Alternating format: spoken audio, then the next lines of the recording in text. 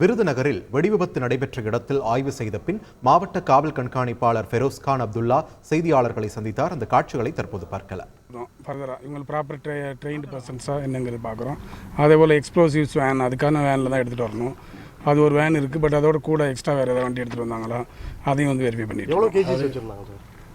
அதில் ஸ்டாக் இப்போ வந்து 2 days முன்னாடி தான் டிஎஸ்பி செக் பண்ணி ஸ்டாக்ஸ்லாம் வெரிஃபை பண்ணியிருக்காங்க. இப்போ ரிஜிஸ்டர்ஸ் எல்லாம் பார்த்துட்டு தான் இந்த மாதிரி உயிர் பலிகள் வந்து 3 பேர் தான் சொல்கிறீங்க. ஆனால் மேக்ஸிமம் இப்போ எல்லாத்துலேயும் வந்து 4 பேர் சொல்கிறாங்க. மேற்கொண்டு வேறு உயிர் சேதங்கள் இல்லை பாதிப்புகள் எதுவும் இருக்காது.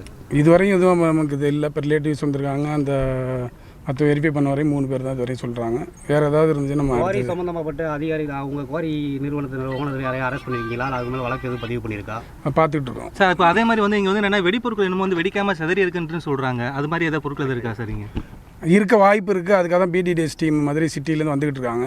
அவங்க வந்து ஃபுல்லாக தரவாக செக் பண்ணிவிட்டு ஏதாவது இருந்தாலும் அதை செயலில் வச்சுட்டு அப்புறம் தான் நம்ம ஃபர்தராக சார். அது மாதிரி என்ன மாதிரியான வெடிப்பொருள் சார் இது வந்து என்ன மாதிரியான வெடிப்பொருள் சார்? இது அதை ஸ்லரின்னு சொல்லுவாங்க, நைட்ரேட் டைப்பான இது. அதெல்லாம் டெட்டனேட்டு தனியாக இருக்கும். 2 கம்பைன் ஆனால் தான் வந்து வெடிக்க வந்து வாய்ப்பு இருக்குது. ஸோ அதை ஹேண்டில் பண்ணும்போது ஏதாவது இதாக இருக்காங்கிறத நான் பார்த்துக்கிறேன். Okay, thank you.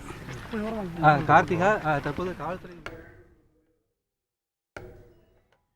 விருதுநகர் அருகே காரியாப்பட்டி கல்குவாரியில் வெடிவிபத்து நடைபெற்ற இடத்தில் மாவட்ட காவல் கண்காணிப்பாளர் ஃபெரோஸ்கான் அப்துல்லா ஆய்வு செய்தார். பின்னர் செய்தியாளர்களை சந்தித்து விளக்கம் அளித்து பேசினார். அந்த காட்சிகளை நாம் பார்த்தோம். செய்திகளை உடனுக்குடன் தெரிந்து கொள்ள உடனே சப்ஸ்கிரைப் பண்ணுங்க.